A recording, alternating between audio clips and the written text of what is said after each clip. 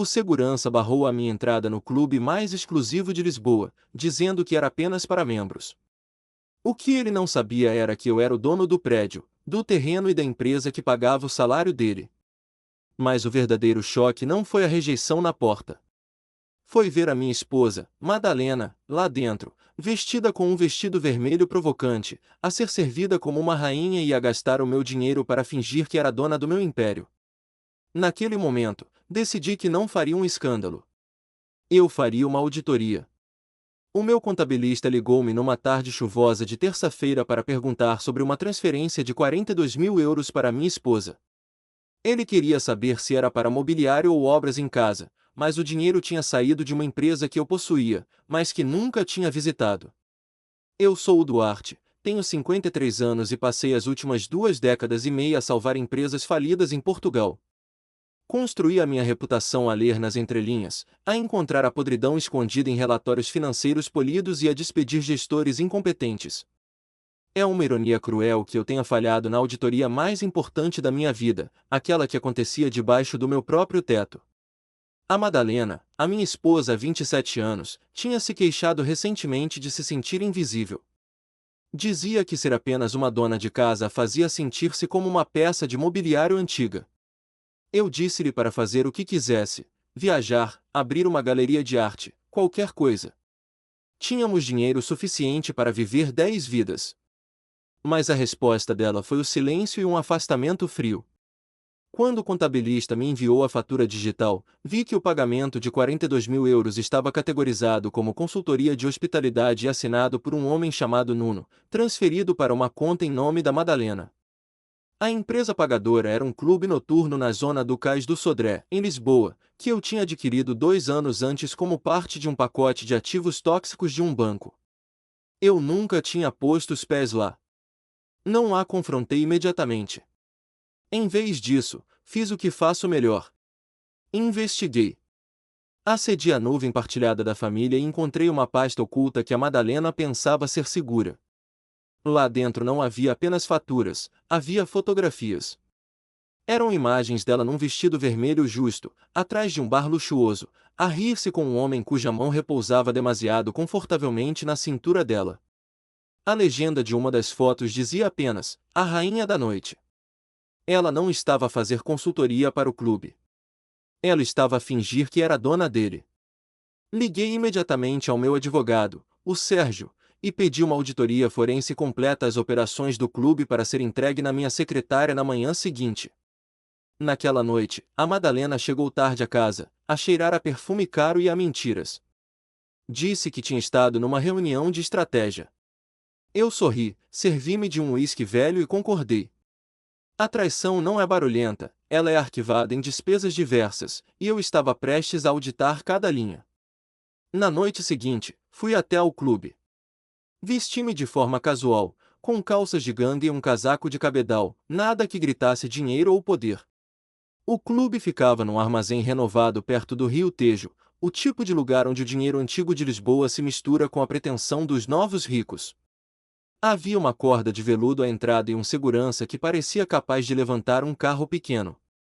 Aproximei-me casualmente, mas o segurança barrou meu caminho com um braço maciço. Ele olhou-me de cima a baixo com o desprezo de quem julga o valor de um homem pelos sapatos e informou-me secamente que a entrada era exclusiva para membros. Eu quase sorri com a audácia. Estava prestes a ir embora e planear uma entrada diferente quando a porta se abriu e um homem saiu, distraído com o telemóvel. Era o Nuno, o gerente do clube, que eu reconheci das fotos do dossiê. Quando ele levantou os olhos e me viu, a cor do rosto dele desapareceu mais rápido do que vinho barato. Ele passou do reconhecimento para o pânico absoluto em 2 segundos. O Nuno agarrou o braço do segurança com força, cravando os dedos no tecido do fato do homem. E sussurrou num tom estridente que aquele que ele tinha acabado de barrar era o proprietário. A expressão do segurança mudou de tédio para terror instantâneo. Ele gaguejou um pedido de desculpas e afastou-se da corda como se ela estivesse a arder. Eu mantive a calma e disse ao Nuno que não sabia que era preciso ser membro para entrar no meu próprio estabelecimento. O Nuno estava a suar, apesar do frio de outubro, e tentou oferecer-me uma visita guiada e uma mesa na zona VIP, mas eu cortei-o com um olhar gelado e disse que encontraria o meu próprio caminho. Entrei no clube e fui atingido pela atmosfera. Cabines de pele escura, jazz suave e uma iluminação âmbar que fazia tudo parecer caro e perigoso. O ar cheirava a uísque envelhecido e ambição desmedida. Havia cerca de 40 pessoas no espaço, a maioria da elite lisboeta. E então eu via. A Madalena estava atrás do bar, a usar um vestido verde esmeralda que eu nunca tinha visto, a servir uma bebida a um homem mais velho enquanto se inclinava para a frente de uma forma que sugeria intimidade. Ela ria-se, um riso performativo e praticado que eu não ouvia em casa há anos. Encontrei uma mesa num canto escuro, meio escondida por uma coluna estrutural, de onde tinha uma visão perfeita de todo o salão. O Nuno pairava perto de mim como uma sombra nervosa, sem saber se devia fugir ou servir-me. Eu ignorei-o, tirei o telemóvel e comecei a documentar tudo. Sem flash, apenas provas limpas. Foi então que as luzes do clube diminuíram e o DJ pegou no microfone. A música parou por um momento e uma voz amplificada anunciou que era hora de dar as boas-vindas à visionária, a fundadora e a alma daquele lugar, a senhora Madalena. Vi a minha esposa subir a um pequeno palco, acenar para a multidão como se fosse da realeza e pegar no microfone para agradecer aos seus convidados. Ela tinha roubado meu negócio, o meu dinheiro e agora estava a roubar a minha identidade empresarial, apresentando-se como a fundadora de algo que eu tinha comprado enquanto ela dormia. O meu advogado respondeu à minha mensagem com uma única frase: documente tudo, isto é fraude qualificada. Observei a Madalena mover-se pelo salão com a confiança de quem acredita, genuinamente, que construiu aquelas paredes com as próprias mãos. Ela não estava apenas a socializar, estava a desempenhar o papel de uma vida. Via colocar a mão no ombro de um cliente habitual, rir de uma piada que certamente não tinha graça nenhuma e inclinar-se sobre o balcão com aquela postura estudada de quem quer fazer o interlocutor sentir-se a pessoa mais importante do mundo.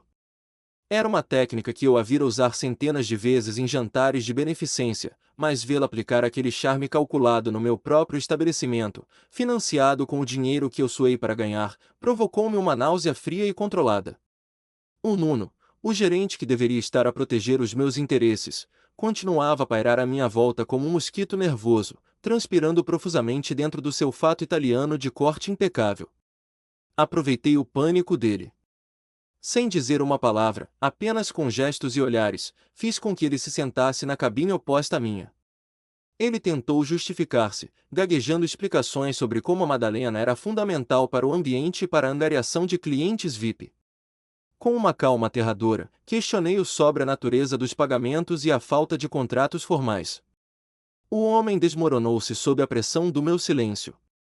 Ele confessou, num tom de voz trêmulo, que aprovava as despesas porque acreditava que eu e a Madalena estávamos separados. Segundo ele, a minha esposa tinha pintado um retrato de mim como um marido distante, frio e possivelmente infiel, e que o clube era a única coisa que a mantinha sã. A ironia era palpável, eu estava a financiar a fantasia de independência dela enquanto ela assassinava a minha reputação perante os meus próprios empregados. Não perdi tempo com gritos. Tirei o telemóvel e fotografei o Nuno, depois a Madalena a dançar num pequeno pódio, e finalmente a interação íntima dela com os clientes. Enviei tudo para o Sérgio em tempo real. Antes de me levantar, deixei uma nota de 100 euros em cima da mesa, não como gratificação, mas como um insulto final àquela farsa de hospitalidade.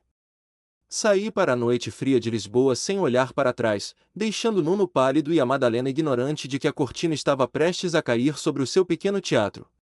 Fui diretamente para o meu escritório na Baixa.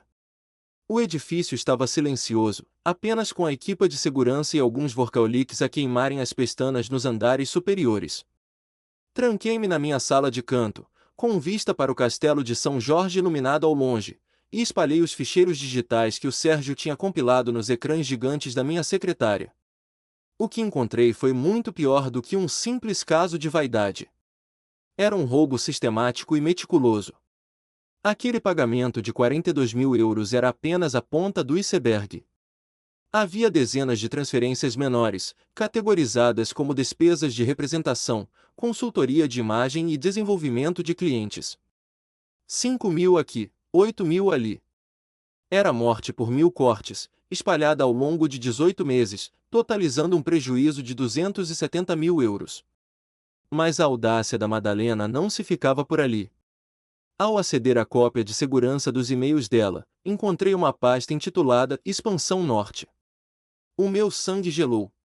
Lá dentro, havia maquetas arquitetônicas e um plano de negócios completo para uma segunda localização do clube, desta vez no Porto. Ela já tinha visitado imóveis na zona da Ribeira, reunido com decoradores e até esboçado um contrato de arrendamento. O cabeçalho dos documentos lia-se Venturas Sociais Bragança, fase 2. O meu apelido, o dinheiro da minha família, mas a visão delirante dela. E o pior de tudo, encontrei um documento digitalizado, um pedido de empréstimo bancário de 180.000 euros para garantir o imóvel no Porto, com uma assinatura no final. A minha assinatura. Falsificada. Aquilo deixou de ser apenas uma questão conjugal ou de má gestão, aquilo era crime. Fraude bancária e falsificação de documentos. Enquanto processava a magnitude da traição, o meu telemóvel vibrou com uma notificação de e-mail. Era um relatório interno de contabilidade do próprio clube, enviado de uma conta anônima, mas com metadados que eu reconhecia. Abri o anexo e senti o chão fugir-me debaixo dos pés. O relatório continha uma lista exaustiva de todas as discrepâncias financeiras, com notas de rodapé que ligavam cada euro desviado diretamente às atividades da Madalena. Quem quer que tivesse compilado aquilo tinha acesso total aos livros e uma mente analítica brilhante. Fiz na assinatura digital do autor do ficheiro, esperando ver o nome de um auditor externo. Em vez disso, vi o código de funcionário da minha filha, a Raquel. A revelação atingiu-me com a força de um soco. A Raquel, que eu pensava estar a trabalhar num estágio irrelevante numa empresa qualquer para ganhar experiência, estava, na verdade, a trabalhar na contabilidade do meu clube há 3 meses. Lembrei-me subitamente de como ela tinha estado estranha nos últimos jantares de domingo, sempre a evitar falar sobre o trabalho e a olhar para a mãe com uma mistura de pena e raiva contida. A minha filha de 23 anos não estava a ser cúmplice, ela era espia. Ela tinha descoberto a fraude, tinha recolhido as provas em silêncio e tinha-as entregue ao Sérgio através de canais seguros, protegendo-me antes mesmo de eu saber que precisava de proteção. Senti um orgulho avassalador misturado com uma tristeza profunda. A Raquel tinha sido forçada a escolher entre a lealdade à mãe e a integridade moral, e tinha escolhido a verdade.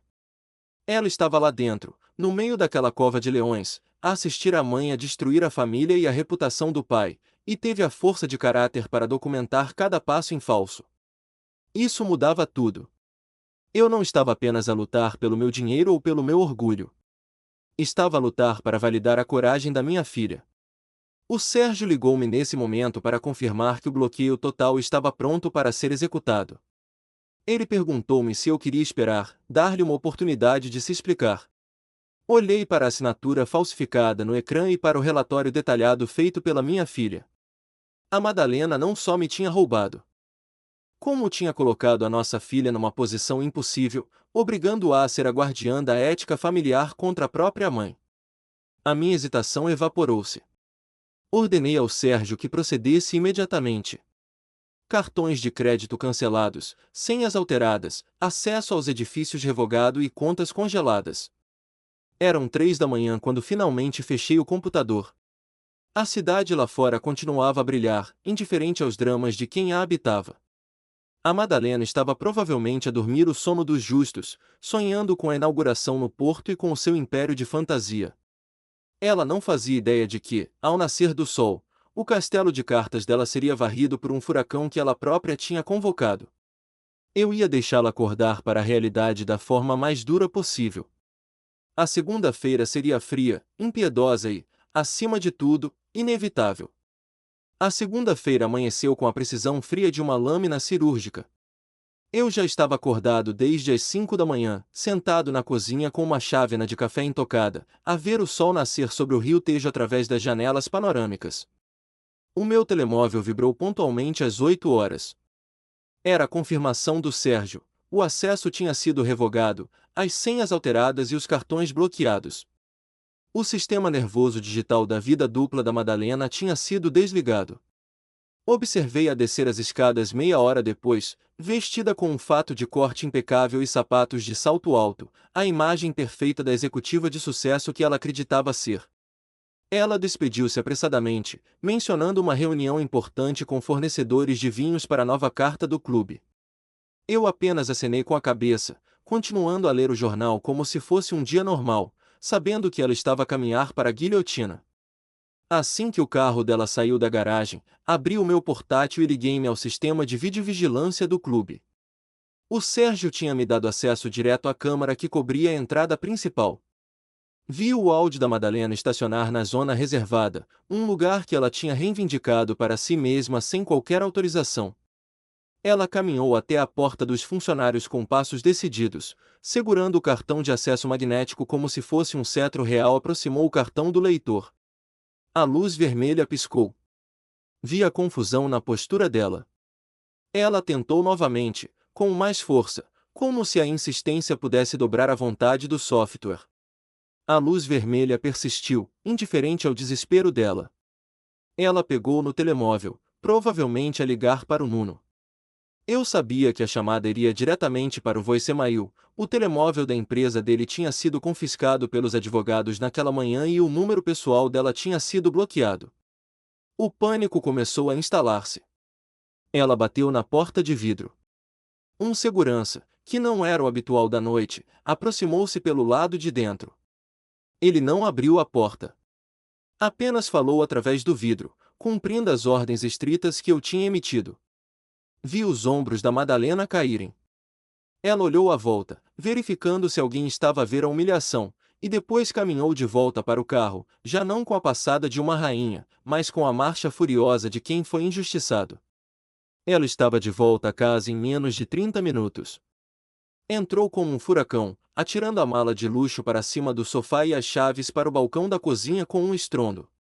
Ela começou imediatamente a reclamar sobre uma falha de sistema catastrófica, exigindo que eu ligasse alguém de informática porque o cartão dela não funcionava e o Nuno estava incontactável. A sua voz estava carregada de indignação, sem qualquer vestígio de culpa. Ela acreditava genuinamente que aquilo era um erro técnico, um obstáculo no seu caminho para a glória. Eu mantive-me sentado, dobrei o jornal calmamente e pousei a chávena de café. Levantei-me devagar e perguntei-lhe se ela tinha algum contrato de trabalho com a entidade proprietária do clube. A pergunta apanhou-a desprevenida. Ela gaguejou, falando sobre o seu papel de consultora independente e a informalidade do acordo. Eu corrigi-a com frieza, explicando que o Nuno não tinha autoridade para contratar consultores sem aprovação do Conselho de Administração, muito menos consultores que tinham desviado 270 mil euros em 18 meses. A cor desapareceu do rosto dela instantaneamente. O silêncio que se seguiu foi pesado, carregado com o peso de 18 meses de mentiras. Ela tentou defender-se, alegando que tinha construído o programa VIP, que tinha trazido clientes e criado a atmosfera do local. Gritou que tinha trabalhado arduamente, que o dinheiro era uma compensação justa pelo valor que tinha acrescentado. Eu não discuti o mérito do trabalho dela, discuti a legalidade. Expliquei-lhe que ela tinha entrado num negócio que eu possuía, criado um cargo fictício e usado o meu capital para brincar às empresárias. Revelei que sabia sobre a mentira da separação, sobre como ela tinha manipulado Nuno ao dizer-lhe que o nosso casamento estava acabado para justificar a sua presença constante e os pagamentos irregulares. Quando ela tentou negar a intenção de roubar, tirei o dossiê que o Sérgio tinha preparado. Coloquei sobre a mesa o plano de expansão para o porto e, mais importante, o pedido de empréstimo bancário. Apontei para a assinatura no final da página. Não era a assinatura dela, era uma falsificação grosseira da minha. Expliquei-lhe que aquilo não era um mal-entendido conjugal, era crime de falsificação e fraude bancária qualificada. Ela olhou para os papéis como se fossem artefactos alienígenas, incapaz de processar como seu sonho se tinha transformado em provas incriminatórias. Ela chorou, dizendo que só queria ser alguém, que queria provar que conseguia ter sucesso fora da minha sombra, que ia contar-me tudo assim que o negócio no porto fosse um sucesso. Mas o golpe final ainda estava por dar. Ela perguntou como é que eu tinha descoberto tudo com tanto detalhe, assumindo que tinha sido Nuno a traí-la sob pressão. Olhei-a nos olhos e disse-lhe a verdade mais devastadora de todas. Revelei que não tinha sido o gerente, nem uma auditoria externa. Disse-lhe que a denúncia tinha vindo de dentro da contabilidade do clube. Disse-lhe que a nossa filha, a Raquel, trabalhava lá há 3 meses e tinha documentado cada transação fraudulenta, cada despesa pessoal disfarçada de custo operacional e cada vez que a mãe tinha usado o cartão da empresa para vaidades pessoais. A reação da Madalena foi visceral. Ela recuou como se tivesse levado um estalo físico, as pernas cederam e ela teve de se apoiar na ilha da cozinha. A ideia de que a própria filha tinha estado a vigiar, a julgar e a documentar os seus crimes em silêncio, quebrou algo dentro dela. Ela sussurrou o nome da Raquel, horrorizada com a traição, incapaz de compreender que a lealdade da filha à verdade tinha superado a lealdade ao sangue. Eu disse-lhe que a Raquel me tinha entregue cópias de tudo e que estava pronta para testemunhar se fosse necessário. Não houve mais gritos. Apenas o som da respiração irregular dela e o zumbido do frigorífico. Peguei na minha pasta e disse-lhe que não iria dormir em casa. Informei-a de que o Sérgio traria os papéis do divórcio no dia seguinte e que ela devia contratar um bom advogado, de preferência um especialista em direito criminal. Enquanto caminhava para a porta, ela pediu-me para ficar, implorou para resolvermos as coisas como uma família. Eu parei, sem me virar, e disse-lhe que durante 27 anos eu lhe teria dado tudo o que ela quisesse, se ela tivesse apenas pedido. Mas ela tinha escolhido roubar, e agora não tinha nada. Saí de casa, deixando-a sozinha no meio dos destroços da vida que ela pensava controlar, cercada pelo silêncio ensurdecedor da sua própria ruína. Na quarta-feira à tarde, a atmosfera no meu escritório estava tão pesada que se podia cortar a faca. A Raquel entrou sem bater, com um rosto pálido mas decidido, para me informar que o voo do irmão tinha aterrado e que ele já estava a caminho. O Tiago, o nosso filho mais velho, de 26 anos, era militar de carreira, estacionado numa base da NATO na Alemanha. Ele era um homem de ação, leal à família até a medula, e tinha acabado de receber uma licença de emergência porque a mãe lhe tinha ligado, em pânico, a contar uma versão distorcida dos factos. Segundo a Madalena, eu tinha enlouquecido, tinha-lhe cortado o acesso a tudo por ciúmes e estava a tentar destruir o negócio que ela tinha construído com o próprio suor. O Tiago vinha para a guerra, e o inimigo era eu. Quando ele entrou no meu escritório, ainda fardado e com a mala de viagem na mão, trazia nos olhos a fúria contida de quem está prestes a perder o controle. A mandíbula dele estava cerrada e os punhos fechados ao longo do corpo. A Raquel levantou-se imediatamente e colocou-se ao meu lado, uma barreira silenciosa de solidariedade. O Tiago exigiu saber onde estava a mãe e por que é que eu estava a fazer aquilo. A voz dele tremia com a indignação de um filho que acredita que a mãe é uma santa injustiçada. Eu não reagi com raiva. Mantive a calma, levantei-me devagar e pedi-lhe que olhasse para as provas antes de tomar partido. Entreguei-lhe o dossiê preto que continha a auditoria forense, as fotos do clube e, o mais importante, a cópia do pedido de empréstimo com a assinatura falsificada. Ele folheou os documentos com ceticismo inicial, mas à medida que lia os relatórios da irmã e via as fotografias da mãe nos braços do Nuno, a postura agressiva dele começou a desmoronar-se. O silêncio na sala foi preenchido apenas pelo som das páginas a virar. Quando ele chegou à parte da falsificação da assinatura, levantou os olhos, confuso e ferido. Eu disse-lhe que precisávamos de ir à casa, todos juntos, para que a Madalena pudesse explicar a verdade sem mais filtros ou manipulações. Ele assentiu, mudo, e fomos os três no meu carro, numa viagem silenciosa e tensa até a nossa casa em Cascais. Ao chegarmos, encontramos a casa na penumbra. A Madalena estava sentada na sala de estar, ainda com as roupas de segunda-feira, rodeada por lenços de papel e uma garrafa de vinho vazia. Quando viu o Tiago, os olhos dela iluminaram-se com uma esperança desesperada. Ela correu para o abraçar, chorando convulsivamente, agradecendo-lhe por ter vindo salvá-la da tirania do pai. Ela começou imediatamente a disparar acusações, dizendo que eu a tinha humilhado, que tinha inventado mentiras para separar dos filhos e que o clube era a única coisa que lhe dava vida. Ela agarrou-se ao filho como um náufrago a uma boia, esperando que ele se virasse contra mim e expulsasse o monstro da sala. Mas o Tiago não se moveu. Ele permaneceu rígido, com os braços caídos, sem retribuir o abraço. Ele afastou-se suavemente dela e perguntou: com uma voz quebrada, se era verdade que ela tinha falsificado a assinatura do pai.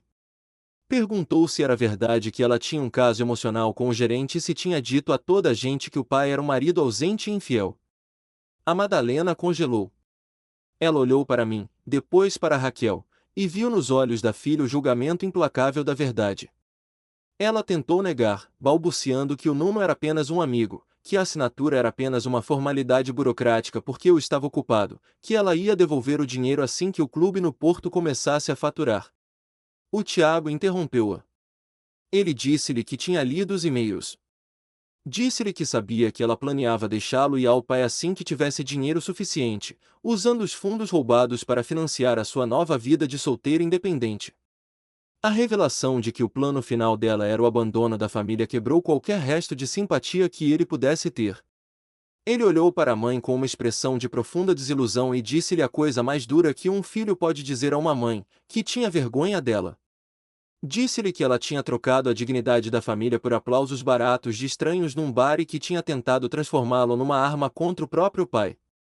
Foi nesse momento que a realidade finalmente perfurou a bolha de ilusão da Madalena. O peso da rejeição do seu filho predileto, aquele que ela pensava ter no bolso, foi insuportável. Ela começou a hiperventilar. Não era teatro, desta vez era real. Ela caiu de joelhos no tapete persa, agarrando o peito, incapaz de respirar. O rosto dela ficou roxo e os olhos reviraram. Ela estava a ter um ataque de pânico severo, um colapso nervoso total induzido pelo choque da verdade. A Raquel correu para a cozinha para ir buscar água, enquanto eu me ajoelhava ao lado dela, tentando acalmá-la, apesar de tudo. O Tiago, assustado, ligou imediatamente para o 112. Os minutos seguintes foram um borrão caótico de luzes azuis a piscar na entrada da garagem, iluminando a fachada da casa e atraindo a atenção de todos os vizinhos da rua. A ambulância chegou rapidamente. Os paramédicos entraram, profissionais e eficientes, e estabilizaram-na. Disseram que ela estava num estado de choque dissociativo e precisava de internamento imediato para avaliação psiquiátrica. Vi a minha esposa ser levada numa maca, com uma máscara de oxigênio no rosto, parecendo pequena e frágil, uma sombra da mulher arrogante que tinha tentado reinar no cais do Sodré. O Tiago ficou sentado nos degraus da entrada, com a cabeça entre as mãos, a chorar silenciosamente. A Raquel sentou-se ao lado dele, abraçando-o. Eu fiquei de pé, a ver a ambulância afastar-se, levando consigo os restos do meu casamento. Os vizinhos observavam das janelas, sussurrando julgamentos que, pela primeira vez na vida, não me incomodavam. A fachada perfeita tinha caído, e o que restava era a verdade crua e dolorosa. Disse aos meus filhos para irem descansar, que eu seguiria a ambulância e trataria de tudo. Naquela noite, no hospital, enquanto assinava os papéis para o internamento compulsivo de 48 horas, recebi uma mensagem do Sérgio a dizer que o advogado da Madalena tinha retirado todas as exigências e ameaças legais ao saber da falsificação e do colapso. A guerra tinha acabado, não com um estrondo de vitória, mas com o silêncio triste de uma derrota humana total. 4 meses depois, entrei no clube numa noite fria de terça-feira. O espaço parecia respirar de forma diferente, com uma energia nova e limpa. A gestão tinha mudado, a equipa tinha sido renovada e, o mais importante, a pretensão teatral tinha desaparecido. A Catarina, a advogada associada do escritório do Sérgio que tinha sido fundamental na reestruturação legal da empresa, tinha assumido temporariamente a direção das operações durante a transição. Ela tinha transformado o local em algo legítimo, menos teatro, mais substância. Onde antes havia veludo vermelho e iluminação dramática que escondia os defeitos, agora havia tons de azul marinho, madeira clara e uma iluminação elegante que valorizava a autenticidade. O clube já não vendia a ilusão de exclusividade, vendia qualidade real.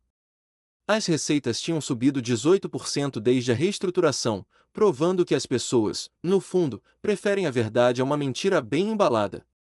A Catarina veio receber-me à entrada, não com a subserviência nervosa do antigo gerente, mas com um sorriso profissional e genuíno. Começamos a jantar juntos regularmente, primeiro para discutir os detalhes técnicos do processo de divórcio e a recuperação dos ativos, depois para falar sobre livros, vinhos e a vida.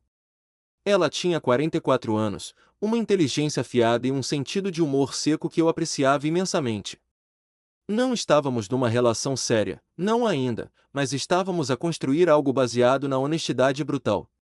Depois de décadas de mentiras subtis, a verdade entre nós era como oxigênio puro. Sentamo-nos numa mesa junto à janela com vista para o rio Tejo. Enquanto o empregado nos servia um vinho do Douro que a Catarina tinha selecionado, a conversa fluiu para os meus filhos. A Raquel estava a prosperar, a coragem que demonstrara durante a crise tinha lhe valido uma promoção na sua nova empresa de auditoria, onde ninguém a conhecia como a filha do dono, mas apenas pela sua competência implacável. O Tiago tinha regressado à base na Alemanha e tinha sido aceite num curso de gestão militar. Ambos estavam a curar-se, reconstruindo a relação com a mãe através de visitas supervisionadas e chamadas curtas e dolorosas. Eles estavam a aprender que é possível amar alguém e, ao mesmo tempo, não confiar nessa pessoa. Quanto a Madalena, ela estava numa clínica de reabilitação privada perto de Braga, longe dos holofotes de Lisboa e dos círculos sociais que ela tanto valorizava. Era uma instalação focada em saúde mental e reestruturação comportamental. O tribunal tinha ordenado terapia obrigatória e um plano de reembolso para os fundos desviados. Ela tinha sido forçada a vender as joias, o carro e a maioria dos bens de luxo para começar a pagar a dívida. O divórcio tinha sido finalizado no mês anterior. Foi um corte limpo, cirúrgico. Eu fiquei com as empresas e os imóveis, ela ficou com a casa de Cascais, mas com a hipoteca para pagar sozinha e sem a minha rede de segurança financeira. Olhei em volta do clube enquanto o jantar chegava. A fotografia moldurada dos supostos fundadores, onde a Madalena costumava figurar, tinha sido substituída por arte abstrata de artistas locais. O bar tinha sido polido e a música era agora contemporânea e suave, sem a batida agressiva que ela preferia para criar ambiente. Cada traço da presença dela tinha sido sistematicamente removido, não por vingança, mas por necessidade de sanidade. Deveria ter sentido uma sensação de vitória triunfante, mas o que senti foi apenas uma paz profunda e silenciosa. Era o alívio de quem sobreviveu a uma tempestade e agora vê o mar calmo. A Catarina tocou-me na mão brevemente, tirando-me dos meus pensamentos. Ela percebeu, sem que eu precisasse de dizer nada, que eu estava a despedir-me dos últimos fantasmas. Ela disse-me que eu tinha passado 27 anos a construir algo com alguém que não o apreciava, e que agora tinha a oportunidade de construir algo novo com quem visse o meu valor real. Não era um final, era um recomeço. Comemos e conversamos sobre o futuro, sobre planos de expansão legítimos e sobre um fim de semana no Alentejo. Não havia drama, não havia performance, apenas duas pessoas adultas a desfrutar da companhia uma da outra sem guiões nem segundas intenções. Mais tarde, saí para a rua e senti o ar gelado de novembro no rosto. A cidade de Lisboa brilhava à minha frente, cheia de milhares de luzes, cada uma representando uma vida e uma escolha. A Madalena tinha feito a escolha dela, tinha tentado roubar um reino que não lhe pertencia, construindo um trono sobre mentiras e dinheiro alheio. Quando a fundação cedeu, ela caiu sozinha nos escombros. Eu tinha lhe dado todas as oportunidades para ser honesta, para construir algo real ao meu lado, mas ela preferiu a ilusão. Respirei fundo, sentindo-me mais leve do que em meses. Tinha perdido uma esposa, sim, mas tinha mantido a minha integridade, o meu negócio e o respeito inabalável dos meus filhos. O clube atrás de mim zumbia com conversas e risos genuínos. Aquele era o único reino que importava, aquele que é construído sobre a verdade, defendido por quem nos valoriza e mantido com as mãos limpas. A Madalena tinha tentado ser a rainha de copas num baralho viciado, mas esqueceu-se de que, no final do jogo, a casa ganha sempre. E eu era a casa. Finalmente, eu estava livre.